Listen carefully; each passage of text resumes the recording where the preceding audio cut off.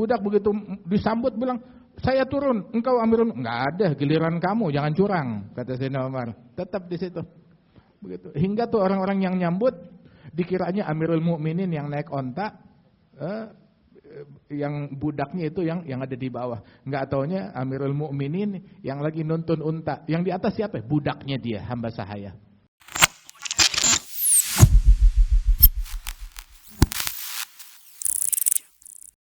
Ketahuilah bahwasanya Rasul sallallahu alaihi wasallam mengajarkan kita keselamatan, mengajarkan kita kedamaian. Tadi disebutkan bahwasanya Nabi bersabda, al-muslim, muslim yang asli, muslim yang sejati, yang membuat muslimin lain selamat dari gangguan mulut, membuat muslimin lain selamat dari gangguan mulut dan tangannya. Enggak ganggu orang pakai mulutnya, enggak ganggu orang pakai tangannya.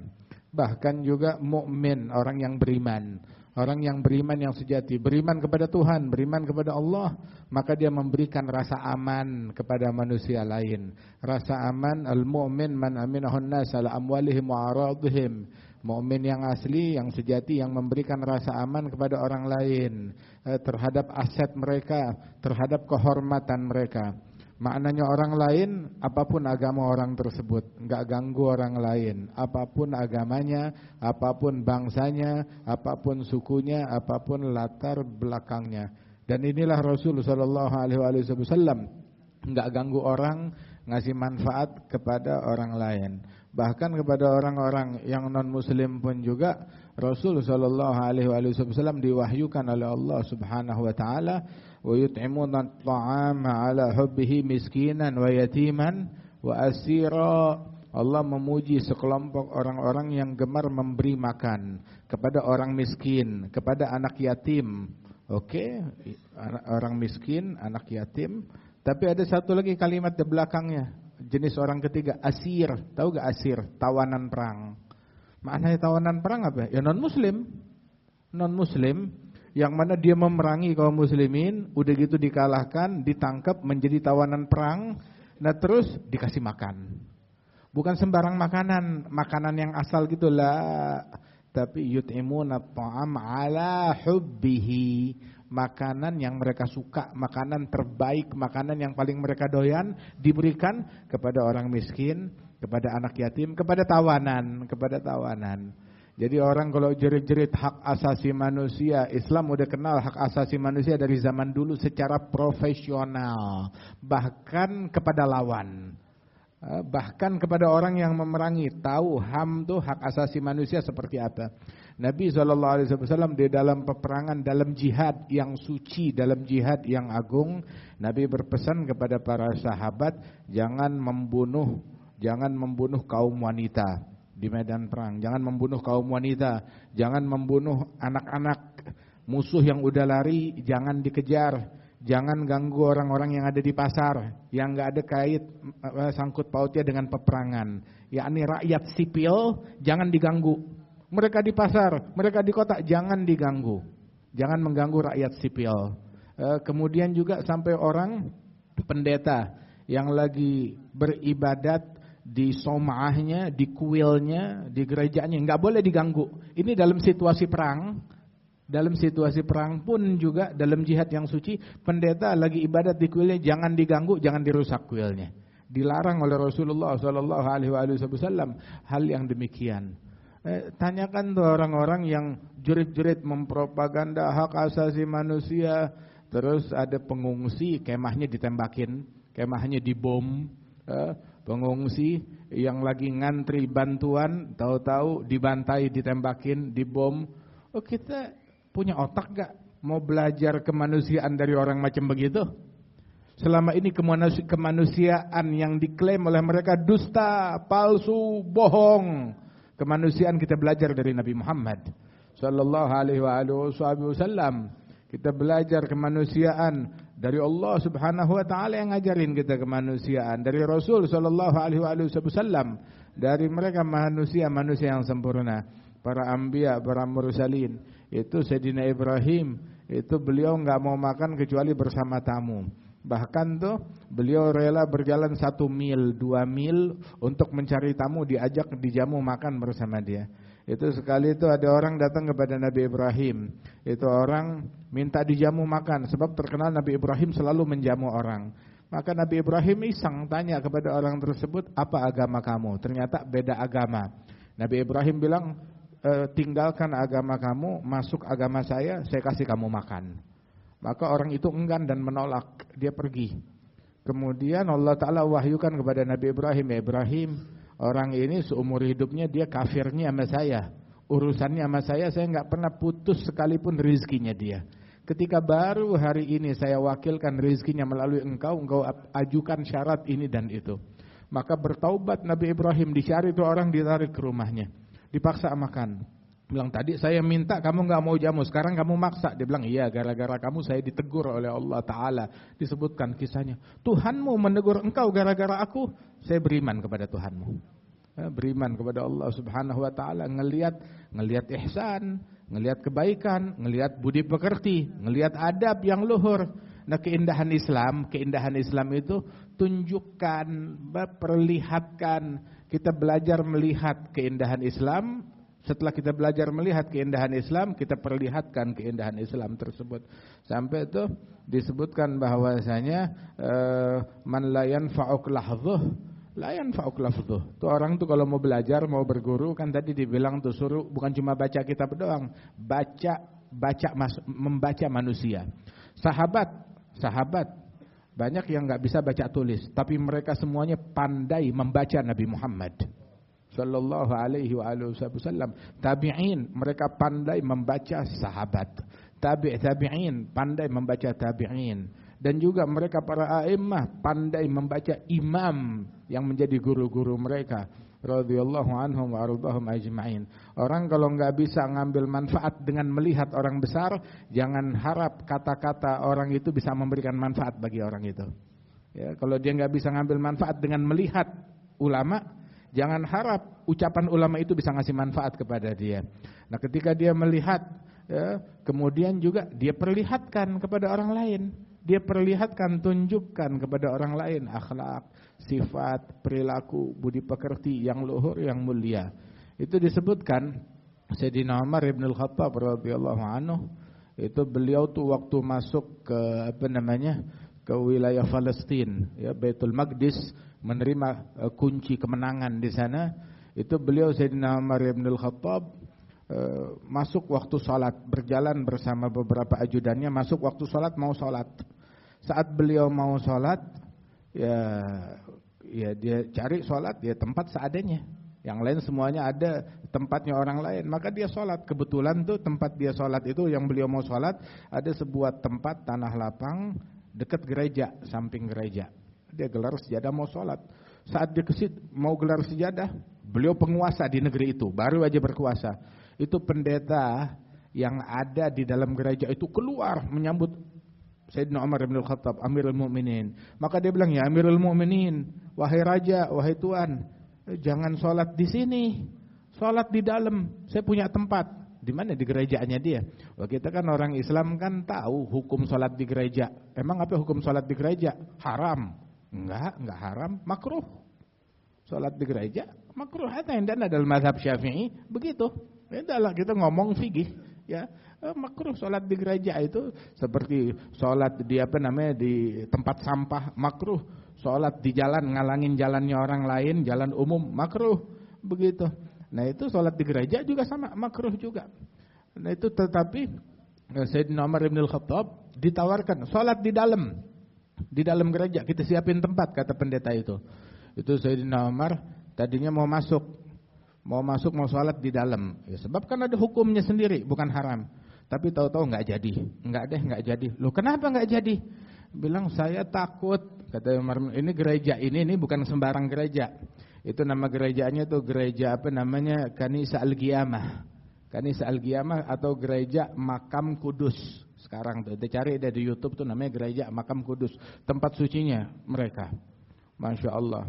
Nah itu Sayyidina Umar bilang, saya enggak jadi sholat di situ. Loh kenapa? Bukan apa-apa, saya takut kalau saya sholat di situ, ini tempat sucinya kalian, saya takut satu saat tempat itu akan diklaim oleh umat muslimin, ini tempatnya Umar bin Al-Khattab.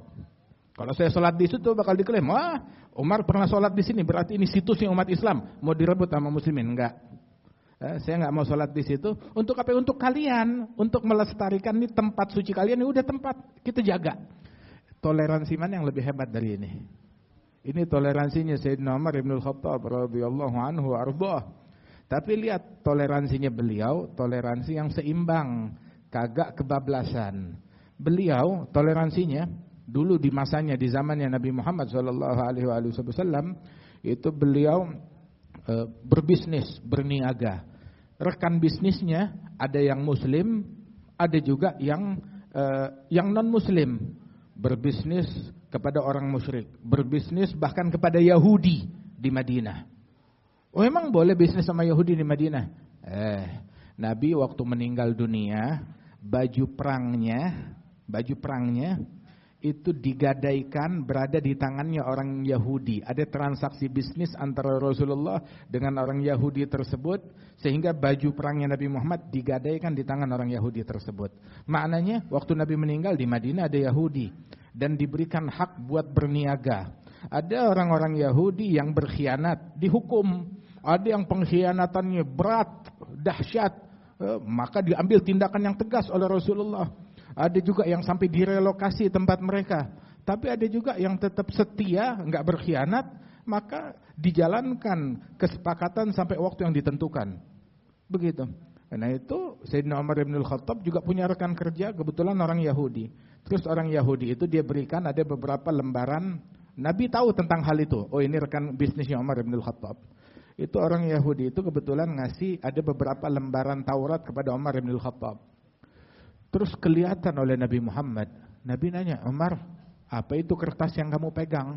Hadiah dari teman kerja saya, dari rekan kerja saya, seorang Yahudi. Apaan? Lembaran-lembaran dari kitab suci Taurat.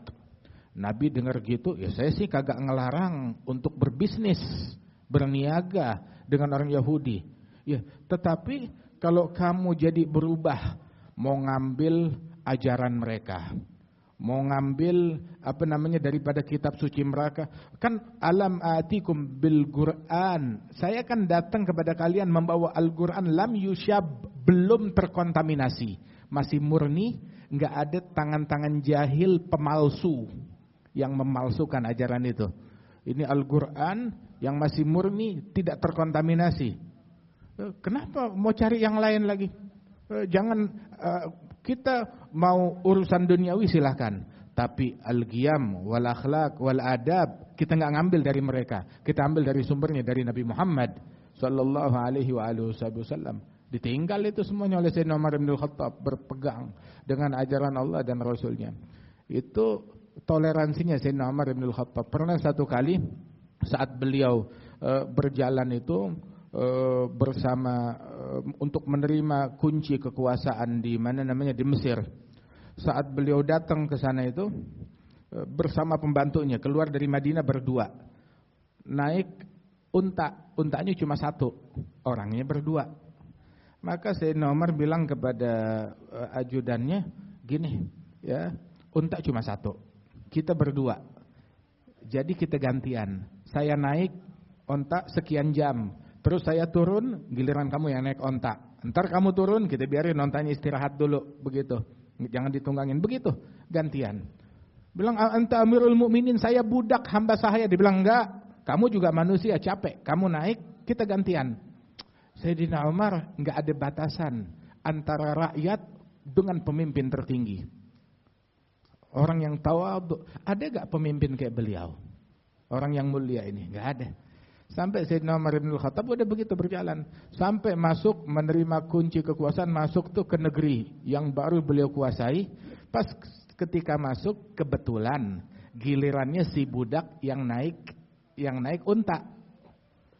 Si budak begitu disambut bilang, saya turun, engkau amirul, enggak ada, giliran kamu, jangan curang, kata Sayyidina Umar. Tetap di situ. Begitu. Hingga tuh orang-orang yang nyambut dikiranya amirul mukminin yang naik onta, yang budaknya itu yang ada di bawah. Enggak taunya Amirul Mukminin yang lagi nuntun unta. Yang di atas siapa? Budaknya dia, hamba sahaya. Terkejut mereka. Udah gitu bajunya Sayyidina Umar bin Khattab itu ada tambelan. Itu tambelannya beberapa tuh ditambal dengan warna yang berbeda dengan karung. Kemudian juga tambelannya bukan satu, kadang sampai 10 atau 13 tambelan di bajunya Sayyidina Umar bin Khattab. Waktu mau acara seremonial, setelah terima kunci kotak, maka beberapa tokoh di sana bilang, ya Amirul Mukminin, mendingan pakai baju kebesaran mereka. Mereka punya baju kebesaran, orang-orang sini, mereka punya baju kebesaran, baju budaya mereka yang dipakai oleh pendeta-pendeta besar mereka, pakai ini. Maka Sayyidina Umar bilang, ya sudah, dibuka baju dia yang rombeng tuh, yang banyak tambelan, dipakai baju kebesaran dari warga situ. Baru jalan berapa langkah, dilepas, dibuka. Ambil nih baju bagus ini, bawa sini jubah saya, gamis saya. Dipakai jubahnya, gamisnya yang rombeng. Terus dia bilang, nahnu qaumun a'azzanallah bil Islam, ini btaghaina al-izzata bi ghairihi adzallanallah. Kita adalah kaum dimuliakan oleh Allah dengan Islam. Kalau kita mau cari kemuliaan dengan yang lain, kita bakal dihinakan oleh Allah Subhanahu wa taala. Ada satu kali itu beberapa pembesar sahabat yang agung makan bareng dijamu di daerah yang baru saja mereka kuasai oleh pembesar situ. Saat dijamu, pas ada makanan tuh, makanan yang dia makan, ya buah kah atau anggur atau kurma, jatuh ke bawah. Nah ini mereka makan kan tuh di atas meja dengan etikanya. Ini ada kurma tuh jatuh ke bawah atau anggur jatuh ke bawah. Maka sungkan buat mengambilnya. Kalau ngambil, dikiranya kita orang kampung dong, jorok dong. Tapi ini sunnahnya Rasulullah, sunnahnya Nabi Muhammad. Itu kalau lugmah masih bagus, pungut, ya masih layak dimakan, bersihin makan. Bilang, saya ninggalin sunnah Nabi Muhammad cuma demi cari muka kepada nih orang-orang, ya, kepada orang-orang yang katanya intelektual. Saya mau cari muka kepada mereka dengan meninggalkan sunnah Rasulullah, nggak ada. Gitu, diambil itu apa namanya itu kurma, dia bersihin, ya dia makan depan mereka, ya. Ada orang sekarang malu makan pakai tangan, bilang katanya intelek, makannya nggak pakai tangan, terus pakai kaki itu makannya dia. Nah itu jangan tinggalkan, kita para umat ini menjadi mulia, dimuliakan oleh Allah Ta'ala dengan Islam. Kalau kita mau cari kemuliaan selain daripada Islam, kita bakal dihinakan oleh Allah Subhanahu Wa Ta'ala. Nabi Muhammad bilang, "Lau kana Musa wa Isa hayyan lama yas'uhuma ila tibai." Kalau Nabi Musa dan Nabi Isa hidup nih di zaman saya, mereka mau nggak mau pasti bakal nyontoh saya, bakal ngikutin saya. Nabi Isa, kita lebih berhak dengan Nabi Isa lebih daripada orang lain. Kita lebih berhak dengan Nabi Musa lebih daripada orang lain. Sebab kita yang ngejalanin, yang menjalankan syariatnya Nabi Muhammad, yang juga merupakan ajaran yang sama ya dengan ajarannya Nabi Isa, Nabi Musa. Itu Nabi Isa, kata Rasul sallallahu alaihi wasallam, "Kaifa idza nazala fikum ibnu Maryam wa imamukum minkum." Bagaimana apabila kelak di akhir zaman Isa ibn Maryam turun di akhir zaman, di tengah-tengah umat. Pas waktu turun ya di Baitul Maqdis itu, pas beliau lagi turun, kebetulan tuh udah dikumandangkan waktu salat subuh. Yang mau jadi imam Mahdi, Sayyidina Mahdi. Kemudian datang Sayyidina Isa ibn Maryam, maka Sayyidina Mahdi bilang mempersilakan dia jadi imam. Bilang, "Lah, ini salat sudah dikumandangkan, sudah diigamahkan untuk engkau. Maka engkau yang jadi imam." Sayyidina Isa bermakmum di belakangnya Imam Mahdi di dalam salat tersebut. Nabi Muhammad bilang, bayangin bagaimana kelak apabila turun Isa ibn Maryam, masuk waktu salat yang jadi imam adalah umatku, Sayyidina Mahdi, umatnya Rasulullah sallallahu alaihi wa alihi wasallam. Terus Nabi bilang, sungguh Isa ibn Maryam beliau akan turun di akhir zaman. La yajidnanna ibnu Maryam fi ummati mithal hawariyih. Isa ibn Maryam akan mendapatkan di umatku di akhir zaman orang-orang sekelas yang seperti kaum hawariyinnya dia. Bahkan juga dalam riwayat lebih daripada kaum hawariyinnya dia. Kenapa? Umatnya Nabi Muhammad sallallahu alaihi wasallam. Kemudian juga Nabi bilang bahwasanya Isa ibn Maryam dia akan ke Madinah. Dia akan berhaji dengan caranya Nabi Muhammad. Kemudian juga akan ke Madinah, akan melewati kuburannya Rasulullah, masuk ke masjidnya Nabi Muhammad. Wa yamur ala qabri, akan melewati kuburan saya. Wala yusallimanna alayya, dan akan memberi salam kepadaku. Wala aruddanna alaihi salam, dan saya akan menjawab salamnya dia. Kata Rasulullah sallallahu alaihi wasallam. Terus dalam riwayat yang lain, man adraka minkum Isa bin Maryam falyuballigh salami alaih. Yang di antara kalian berjumpa dengan Isa bin Maryam, sampaikan salamku kepada Isa bin Maryam. Kata Rasul sallallahu alaihi wasallam. Bahkan Sayyidina Abu Hurairah, dia bilang, barang siapa yang jumpa dengan Isa bin Maryam dari umat ini, sampaikan salamnya Abu Hurairah kepada Isa bin Maryam. Itulah Habib Abu Bakar Masyhur mencantumkan hadis ini dalam kitab beliau. Beliau ada tulis kitab manzumah namanya Al-Balsam fi Wiladat Isa bin Maryam. Al-Balsam fi Wiladat Isa bin Maryam. Itu beliau cantumkan riwayat ini. Terus beliau bilang, dan saya juga, saya Abu Bakar bin Ali Al-Masyhur, ya, barang siapa nih pembaca yang membaca tulisan ini, kalau di antara mereka ada berjumpa dengan Imam Mahdi di akhir zaman, atau berjumpa dengan Isa bin Maryam, sampaikan salam saya untuk mereka. Masya Allah. Itu Rasul sallallahu alaihi wasallam, beliau mengatakan, man qala asyhadu an la ilaha illallah wa asyhadu anna Muhammadan Rasulullah wa ana Isa Abdullah wa rasuluh wa kalimatuhu algaha ila ummih.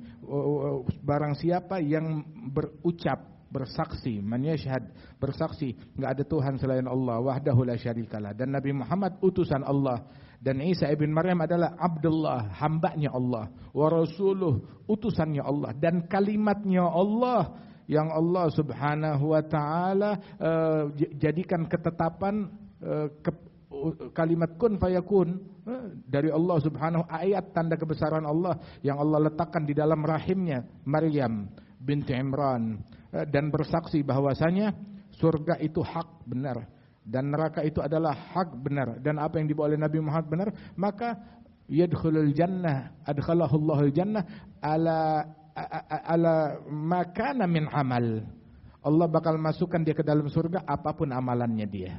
Apapun amalannya dia dimasukkan ke dalam surganya Allah subhanahu wa ta'ala. Alhamdulillah, kita umat Islam beruntung. Kita beriman dengan Nabi Muhammad, beriman dengan Nabi Musa, beriman dengan Nabi Isa, beriman dengan Nabi Ibrahim, beriman dengan Nabi Nuh, beriman dengan Nabi Hud, beriman dengan semua para nabi-nabi.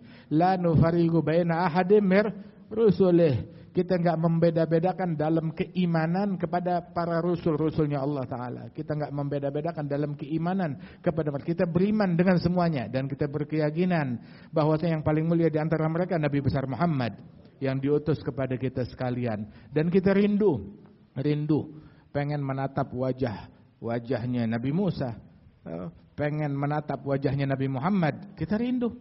Kita pengen menatap wajahnya Nabi Isa, pengen salaman dengan Nabi Isa. Oh, Masya Allah. Kita pengen bertatapan dengan para nabi-nabi. Penasaran banget sama Nabi Musa, yang ceritanya banyak disebutin di dalam Al-Quran. Kita penasaran banget dengan Nabi Isa, yang banyak disebutkan di dalam Al-Quran. Kisah beliau, lebih dari 20 nama Nabi Isa disebut di dalam Al-Quran dengan sebutan Isa.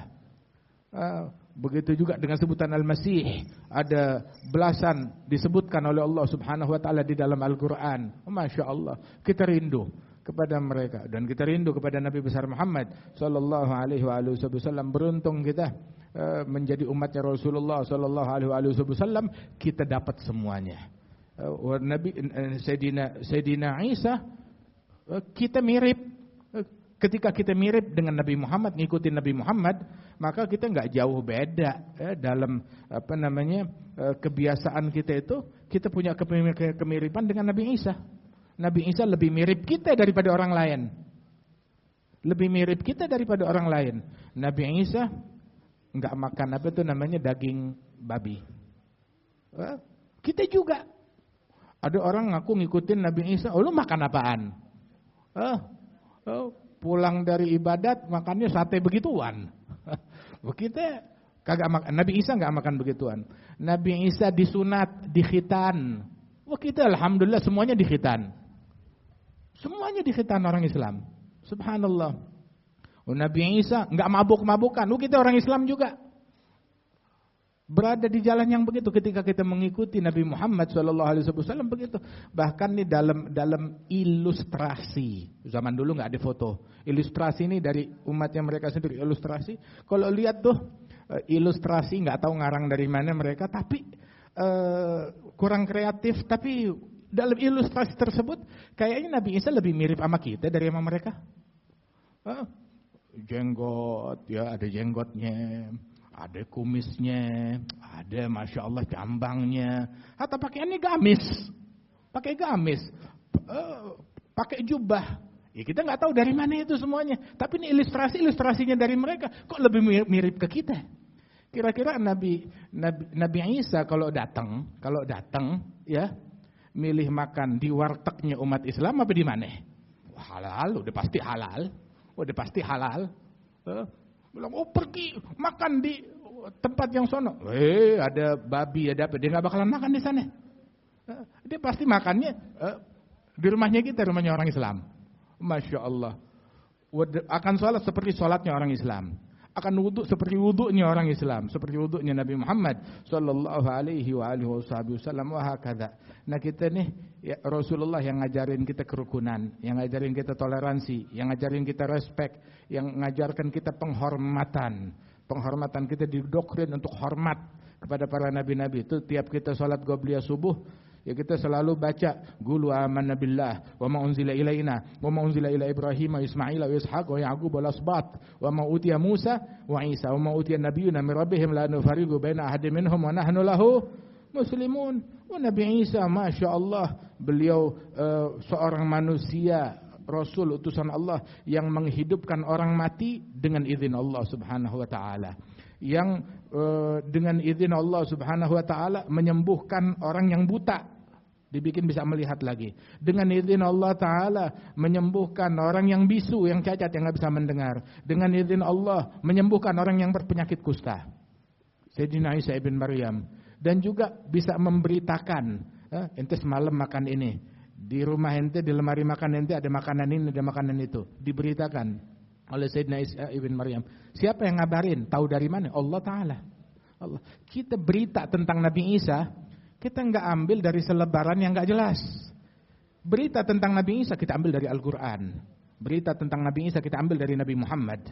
Berita tentang Nabi Musa kita ambil dari Al-Quran. Kita ambil dari Nabi Muhammad sallallahu alaihi wasallam. Bukan dari hal-hal yang gak jelas, tapi yang sumbernya benar. Ya mudah-mudahan Allah Subhanahu wa taala ya berikan kita insyaallah peneladanan yang sejati terhadap Rasulullah sallallahu alaihi wasallam, dijadikan negeri kita negeri yang rukun, negeri yang damai, dan Allah Subhanahu wa taala insyaallah menjadikan kita orang yang cinta kepada Nabi Muhammad, cinta kepada Nabi Musa, cinta kepada Nabi Isa, cinta kepada ibundanya Nabi Isa Siti Maryam, cinta kepada neneknya Nabi Isa Sayyidina Imran dan juga keluarganya Imran, cinta kepada seluruh para nabi-nabi dan keluarga mereka dan sahabat-sahabat mereka dan pengikut mereka, dan Allah Subhanahu wa taala jadikan kita orang yang berjalan di jalan mereka, orang-orang yang dimuliakan oleh Allah, jalannya para nabi-nabi, jalannya para rasul, jalannya para aulia, jalannya para salihin. Amin ya rabbal alamin.